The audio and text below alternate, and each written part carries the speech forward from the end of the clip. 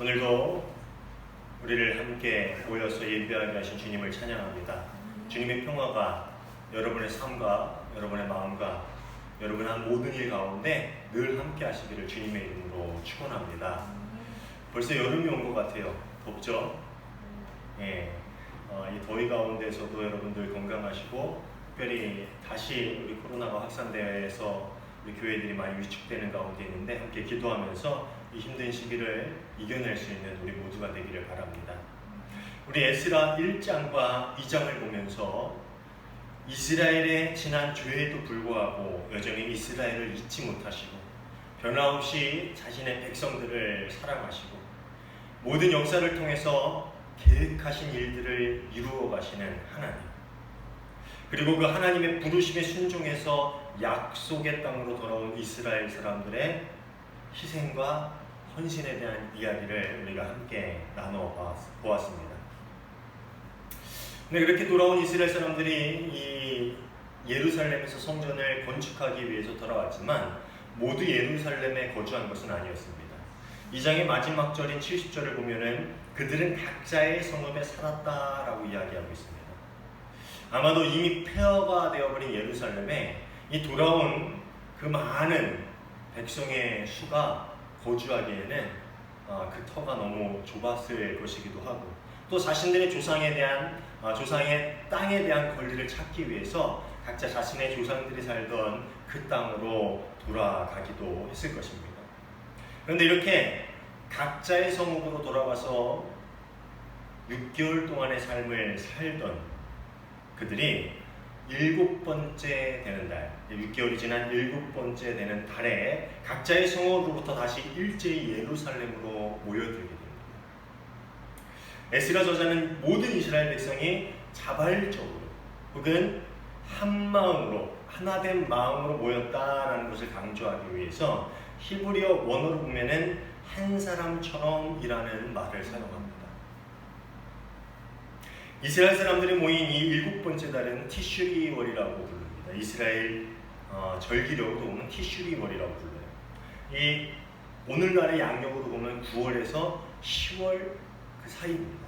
그냥 우리처럼 한 1월 이렇게 떨어지는 게 아니라 우리 음력도 그렇죠. 이렇게 해서 지금 양력으로 보면 9월에서 7월 그 사이가 이 이스라엘 사람들의 7월 티슈리월입니다. 이 시기는 이스라엘에게 있어서 중요한 절기가 3개나 포함된 아주 중요한 달이기도 합니다. 티슈리월 첫째 날, 즉 7월 1일은 새해가 시작되는 날로 나팔절이라고 불리는 절기입니다. 들어보신 적 있죠? 나팔절. 우리나라로 따지면 설날 같은 거예요. 그들의 새해가 이제 시작이 되었다라는 것이죠. 그리고 10일은 온 이스라엘이 모여서 하나님께 용서를 구하는 속죄입니다. 자신들의 죄를 주님한테 고하고 용서를 구하는 속죄일이에요. 그리고 15일부터 일주일 동안은 이스라엘의 출애굽과 광야 생활을 기념하는 초막절의 절기를 지냅니다. 이렇게 티슈리월인 7월은 이스라엘에게 있어서 특별한 달이었는데, 이 포로의 삶에서 약속의 땅으로 소명을 품고 돌아온 이들한테는 아마 더욱더 특별한 달이었을 것 같아요. 그죠? 이방 땅에서 그들이 그동안 지켜오지 못하던 그 절기를 이제 자신들의 땅으로 돌아와서 지키기 시작한 거예요. 정말 특별했겠지. 게다가 이 초막절은 이스라엘을 애굽의 노예의 삶에서 구원하시고 이 사람의 힘으로는 살아갈 수 없는 그 광야에서 이스라엘을 보호하시고 인도하여 주신 하나님의 은혜를 기억하는 절기였습니다. 그러다 보니까 이 초막절을 맞이해서 자신들이 그 바벨론에서 귀환해서 자신들의 약속의 땅에 살아가는 그 당시에 이스라엘 백성들에게는 정말 더 의미 있는 그런 달이었겠죠. 이제 우리가 정말 하나님을 의지해서 앞으로 살아가야겠다라는 것을 좀 굳건하게 다질 수 있는 그런 절기였을 거예요. 옛날에 우리 조상들이 애굽 땅에서 노예의 삶에서 해방되어서 광야를 거쳐서 이 약속의 땅으로 돌아온 것처럼 우리가 바벨론의 포로에서 모여서 하나님의 인도하심 따라서 이 땅으로 돌아왔으니 이제 우리가 그 은혜를 잊지 말고 우리가 정말 하나님께 의지하는 삶을 살아야겠다라는 아마 비장한 각오로 그 사람들이 일제히 한 사람처럼 한 마음으로 모여서 그 절기를 지켰을 것입니다. 그들이 처한 상황은 정말 애굽을 빠져나와 광야를 지나던 이스라엘하고 비슷했어요.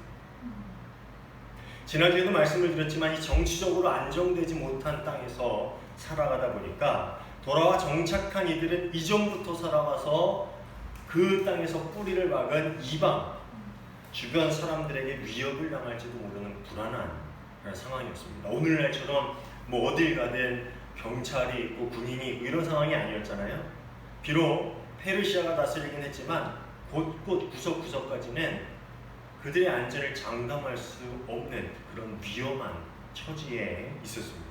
그러다 보니까 주변의 사람들, 그들은 그동안 오랜 시간 동안 그 땅에서 정착해서 나름대로의 군대도 꾸리고 어느 정도의 힘도 있었을 거 아닙니까? 그러다 보니까 그 주변 사람들에게 어떻게 위협을 당할지, 어떻게 공격을 당할지 모르는 그 불안한 상태에 처해 있었다라는 것이죠. 그런 그들의 마음을 오늘 본문은 이야기하고 있는데 3절입니다. 그들은 그 땅에 사는 백성들이 두렵기는 하지만 제단이 서 있던 옛 터의 제단을 세우고 거기에서 아침 저녁으로 주님께 번제를 드렸다. 처음에 뭐라 그래요? 그 땅에 사는 백성들이 두렵기는 하지만 이라고 이야기하고 있습니다. 그런데 이 부분을 시브리어 원문의 의미를 잘 살려서 번역을 하면은 비록 그 땅의 백성들로부터 나온 두려움이 그들 위에 있다 할지라도, 이 히브리어 원문을 좀 살린 거예요. 쉽게 얘기하면은 그 주변 사람들로부터의 위협과 언제 그들에게 공격당할지도 모르는 그러한 위험한 상황 가운데서 두려움이 그들에게 있었지만 비록 그런 두려움이 있다 할지라도 그들은 제사를 드렸다. 하나님께 예배를 드렸다. 이런 내용입니다. 이 본문은 당시 돌아온 자신들의 고국에서 살아가던 이스라엘 백성들이 이 주변으로부터 가해지는 위협이 얼마나 컸는지, 그들에게 주변에서부터 가해지는 위협이 얼마나 컸는지를 알려주고 있는 부분입니다. 아마도 돌아온 이스라엘의 백성보다 훨씬 더 많은 수의 이방인이 그 땅에 이미 살고 있었을 것이고, 그들은 이스라엘에 대한 경계심을 가지고 배타적인 태도를 취하고 있었을 거예요. 왜냐하면 그 땅이 예전에 이스라엘 땅이었죠. 그리고 이스라엘은 당시 주변에서도 아주 유명한 민족이었어요. 왜 유명했을까요? 유일신앙을 가지고 있는 유일한 민족이었어요. 좀 독특한 민족이었죠. 자신의 혈통을 중시하고 유일신앙을 가진, 그 당시에는 다 다신론이잖아요. 근데 유일신을 섬기는 독특한 민족이고 옛날 이 땅의 주인이었던 이스라엘이 돌아왔어요. 어떻겠습니까? 이스라엘을 경계하고 배타심을 품고 그들을 위협하거나 공격할 수도 있는 상황이었겠죠. 만약에 그들이 어떤 물리적인 힘으로 이스라엘 백성에게 공격을 가해본다면 돌아온 이들의 목숨도 장담할 수가 없는 그러한 상황이었습니다. 그럼에도 불구하고 이스라엘 백성들이 택한 길은 하나님께서 주신 절기를 기억하고 지키며 하나님께서 과거에 그들에게 행하신 일들을 기억하고 하나님을 신뢰하며 앞으로의 모든 일들을 이제 하나님께 맡기는 것, 그것이 그들이 선택한 방법이었습니다. 이스라엘 백성은 불과 몇십 년 전에 자신들의 조상이 무엇을 의지하고 살다가 어떤 일을 당했는지를 아주 생생하게 기억하고 있었을 것입니다. 약속의 땅으로 들어와 번성하고 나라를 세우고 왕을 세우고 왕국이 번성하고 성전이 세워지고 화려한 성들, 도시들이 세워지고, 그렇게 되자 점점 그들은 하나님보다 자신들의 힘에 의지하기 시작했죠. 그렇죠?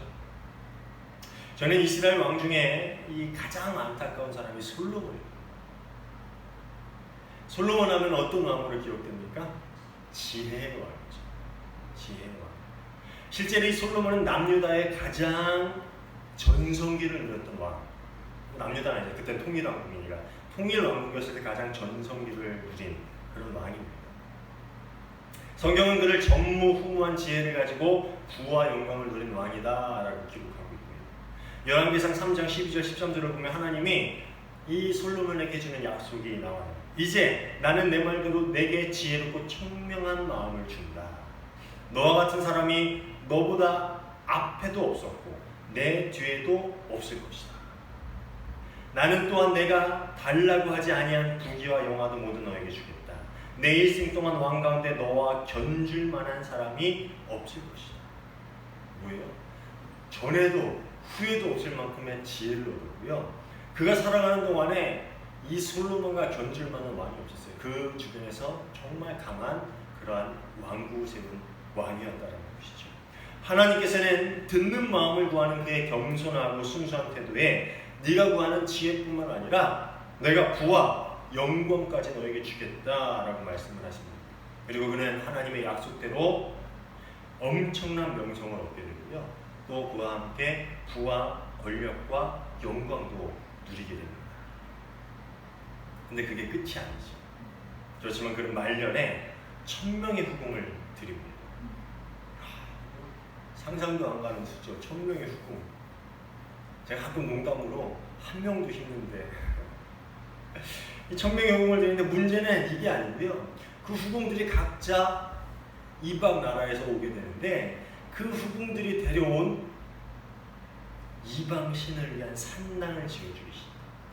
뭐 1000개가 아니다 하더라도 그 중에 10분의 1은 100개만 지었다. 100개의 신, 100개의 이방 신에 대한 산당을 예루살렘에 지었다고 해도 그게 나중에 퍼져나가는 것을 보면요, 어마어마한 좀 위험한 일을 이 솔로몬이 말년에 하게 된 거예요.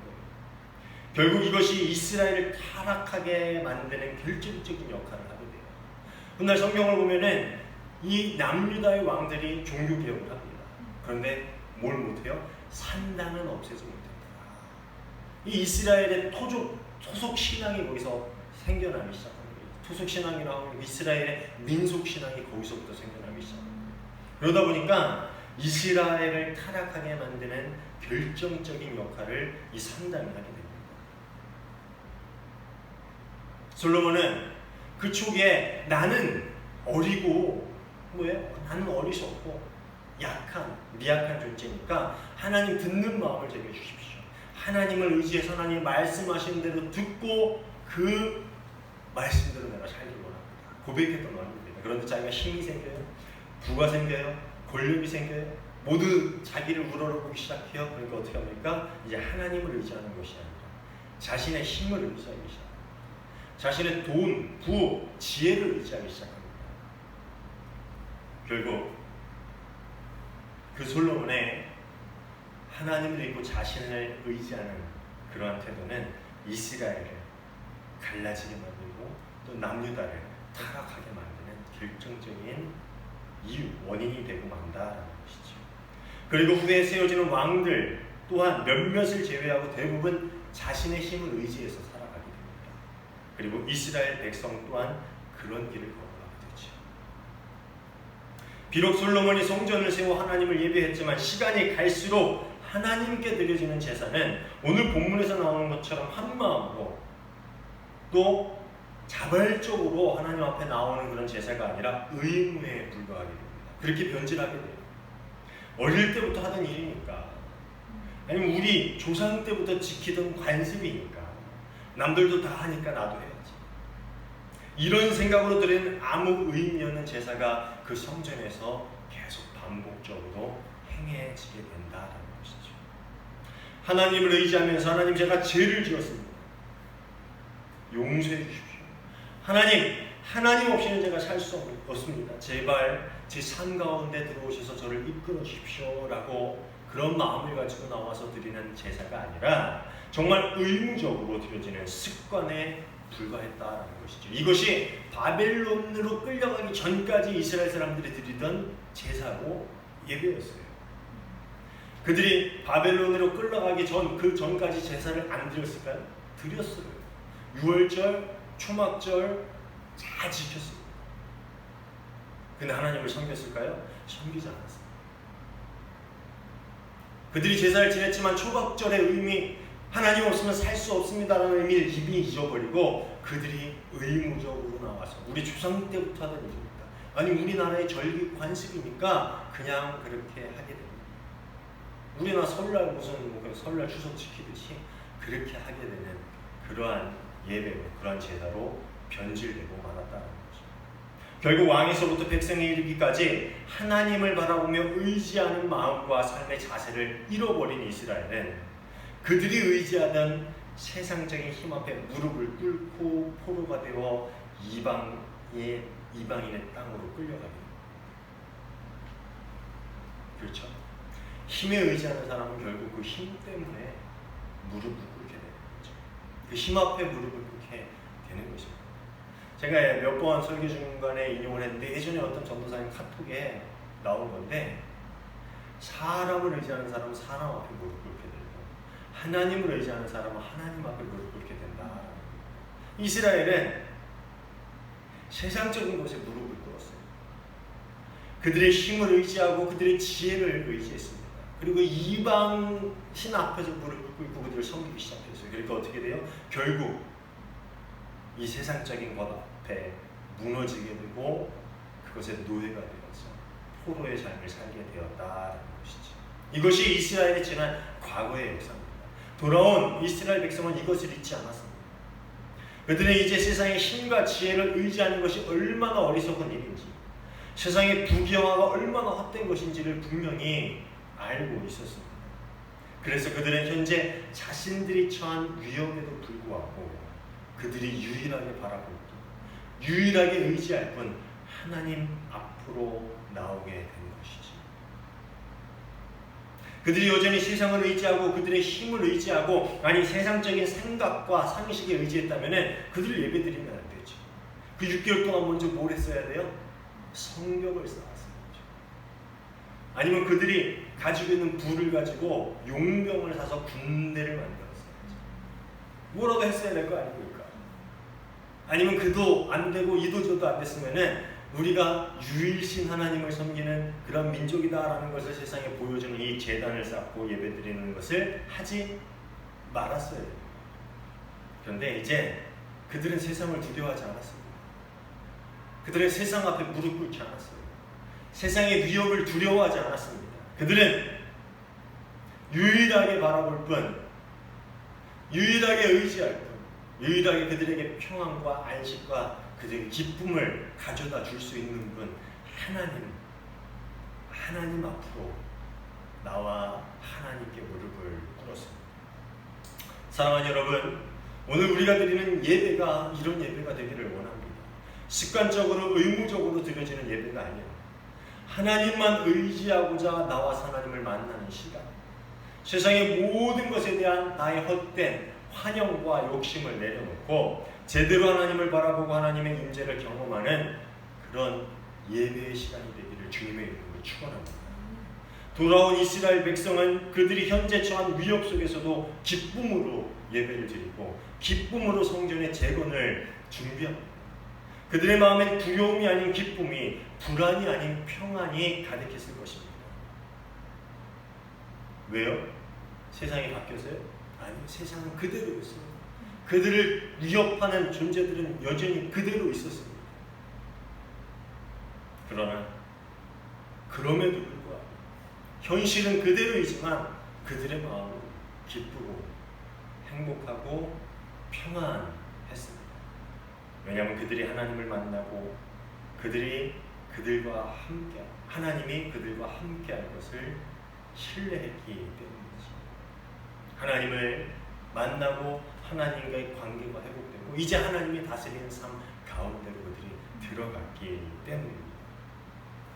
제가 좋아하는 영화 중에, 참 영화를 참 좋아하는데 몇 번이고 다시 봐도 재밌는 영화들은 제가 진짜 십수번도 더 봅니다. 우리 집 사람들이 가끔 그래요. 어떻게 이렇게 처음 본 것처럼 봐. 근데 보면 볼수록 재밌어서 볼 때마다 처음 본 것처럼 집중해서 보는데요. 그런 영화 중에 하나가 인생은 아름다워라는 영화. 이 이탈리아 영화인데요. 2차 세계대전 당시를 배경으로 한 영화입니다. 이 독일의 나치 정권에게 포로로 끌려간 아버지와 아들을 중심으로, 물론 거기에 이제 엄마도 나오는데 그 이야기의 중심은 그 아버지와 아들의 이야기예요. 그 이야기를 중심으로 내용을 이끌어가는 영화인데요. 여기서 그 아버지가 로베르토 베니니라는 배우죠. 배우 이름은 잘 기억이 안 나는 로베르트 베니 맞을 거예요. 근데 거기서는 귀도라는 이름을 가진 유태인입니다. 이 유태인 아버지와 그의 아들 조슈아, 아버지가 유태인이 그 아들, 엄마는 독일인인데 이 아들도 유태인의 아들이었기 때문에 어떻게 되냐면 2차 세계대전 당시 나치에 의해서 포로 수용소로 끌려갑니다. 당시 유대인 포로 수용소의 삶은 영화나 다큐에서 보셔서 아시겠지만 얼마나 비참한지 설명 안 해도 아실 거예요. 그곳에 끌려간 모든 유대인들이 정말 지옥 같은 포로 수용소 생활을 했어야만 했는데 그것을 즐기는 사람이 딱 한 명 있었습니다. 유태인임에도 불구하고 포로 수용소에서 그 모든 시간들을 즐겁고 재미나게 지냈던 사람이 있어요. 이게 말이 됩니까? 이해가 안 가죠? 영화를 보신 분 알죠? 유일한 그 한 사람 누굽니까? 조슈아입니다. 물론 그 아버지도 거기 영화에서 보면 즐겁게 나와요. 영화의 분위기가 워낙 이제 좀 재미있게 이끌어가다 보니까. 그런데 그 아버지는 거기서 온갖 고난을 다 당하죠. 그러니까 아마 그런 척 했을 거고, 이 아들은 유일하게 아무것도 모르고 평안하게 그 수용소의 삶을 살게 됩니다. 조슈아의 아버지 기도는 끌려가면서 아들에게 이렇게 해야 됩니다. 지금부터 우리는 숨바꼭질 놀이를 하는 거야. 잘 숨어있으면 점수를 따고 나중에 가장 점수를 많이 딴 사람이 1등상을 받게 될 거야. 그러니까 아들이 물어요. 선물이 뭐예요? 그러니까 아빠 뭐라 그러니까 탱크를 줄 거야. 애들이니까, 남자애니까 얼마나 좋아요. 탱크를 선물로 준다고? 그래서 그 다음부터 이 아버지가 시키는 대로 낮에는 침대 밑에 숨어 있기도 하고, 또 때로는 아버지가 나와서 여기 데려가면 거기서 탁 들어가가지고 또 재밌게 읽다가 또 다시 들어와서 밤에는 숨기도 하고, 이렇게 저렇게 아버지가 인도하는 대로 잘 따라다니면서 정말 그 수용소의 시간들을 게임처럼 즐기며 살아갑니다. 그리고 전쟁이 끝나고 나치가 철수하는 날, 이 나치는 증거를 인멸하기 위해서 수용소에 있는 모든 유대인들을 죽이게 됩니다. 기도는 이 아들 조수아를 은밀한 곳에 숨기고 이 여자 수용소에 갇힌 아내를 찾으러 가다가 나치 군인에게 붙잡혀가요. 그런데 그 끌려가는 모습, 붙잡혀가는 모습을 아들이 보고 있음을 이 기도가 알고서 어떻게 합니까? 아주 즐겁게 과장된 모습으로 딱 이래가면서 웃으면서, 아들을 향해 딱 웃으면서 그렇게 끌려가요. 처음 영화로 볼 때 이렇게 살아나나? 해피엔딩이 나는데 어떻게 돼요? 끌려가서 총에 맞아 죽습니다. 그렇지만 조슈아는 마지막까지 아빠가 죽는 모습 못 보고 웃으면서 끌려가는 모습만 보고 숨어 있다가 아침이 돼서 나와가지고 아빠를 찾게 되는데, 정말 순간 꿈마같이 나치가 철수하고 자신의 앞으로 연합군의 탱크가 탁 오는 것을 보게 됩니다. 그리고 우리가 이겼구나, 1등을 했구나. 그리고 그 탱크를 타고 탁 가는데 엄마를 만나게 됐죠. 그래서 엄마한테 얘기해요. 우리가 이겨서 1등에서 탱크를 선물을 받았어. 영화의 제목만큼이나 결말은 아름답지 않아요. 왜냐면 아빠가 죽었잖아. 나도 아빠인데, 아빠도 살았으면 좋았을 텐데. 그렇지만 조슈아에게 수용소의 기억은 아름다운 추억으로 남았을 것입니다. 어떤 사람에겐 지옥 같은 경험이었지만 이 조슈아에겐 아름다운 추억으로 남아 있었을 거예요. 왜냐하면 그의 아버지 기도가 그를 보호하고 위로하고 격려하고 그 시간 내내 그를 지켜주었기 때문이죠. 사랑하는 여러분, 우리의 인생이 아름다울 수 있는 것은 무엇 때문입니까? 혹 우리의 인생이 불행하다면, 아니면 지옥 같다고 느껴진다면 그 이유는 무엇입니까? 우리 한번 고민해 보길 바랍니다. 한번 고민해 봅시다. 내가 지금 불행하다면, 행복하지 않다면, 내 인생이 아름다워라고 말할 수 없다면 그 이유는 무엇 때문입니까? 내가 뭔가 두려워한다면, 뭐가 불안하다면, 내가 근심 걱정에 사로잡혀 잠을 자지 못한다면 그 이유는 무엇입니까? 아니면 내 인생은 정말 아름다워, 행복해, 정말 기뻐라고 할 수 있다면 그 이유는 무엇입니까? 무너진 예배를 회복하게 될 때, 하나님과의 깨어진 관계를 회복하게 될 때, 그리고 그들의 신앙을 회복하게 될 때 비로소 이스라엘은 평안을 누리고 기쁨을 누릴 수 있게 되었습니다. 여전히 그들의 현실이 어렵고 힘들고 여전히 그들 앞에 놓인 그 숙제가 산재에 있었지만 그래도 하나님과의 깨어진 관계가 회복되어지고 다시 하나님을 예배하고 그 하나님의 사랑을 느낄 때 그들은 그 무엇도 두렵지 않았어요. 그리고 비로소 그들은 평안과 기쁨을 누릴 수 있게 되었다라고 성경은 이야기합니다. 사랑하는 여러분, 우리 삶의 예배가 회복되어질 때에 하나님과의 관계가 온전하게 회복되어질 때에 그리고 비로소 우리의 신앙이 회복되어질 때에 우리의 인생이 아름다워지는 것이지. 오늘 우리는 같이 찬양을 하고 기도하기를 원합니다. 주님과 같이라는 찬양을 하게 될 텐데 무슨 찬양을 할까 고민을 해봤는데 이 찬양 참 제가 좋아하는 찬양인데요. 찬양의 가사를 묵상하면서 묵상한다기보다 같이 의미하면서 같이 불러봤으면 좋겠어요. 내게 주밖에 없네. 나를 치료하시고 나를 인도하시고 나를 품어주시는 분 주밖에 없네. 우리를 돌보시고 인도해 주신 하나님, 세상에 어떤 누구와도 견줄 수 없는 하나님, 그 하나님을 기억하고 신뢰할 때 나중에 주님 앞으로 나아갈 때 나의 인생이 아름다웠다. 주님 때문에 주님으로 인해서 내 인생이 아름다웠습니다 라고 이야기할 수 있는, 고백할 수 있는 저 여러분 모두가 되시기를 주님의 이름으로 축원합니다. 같이 찬양할까요?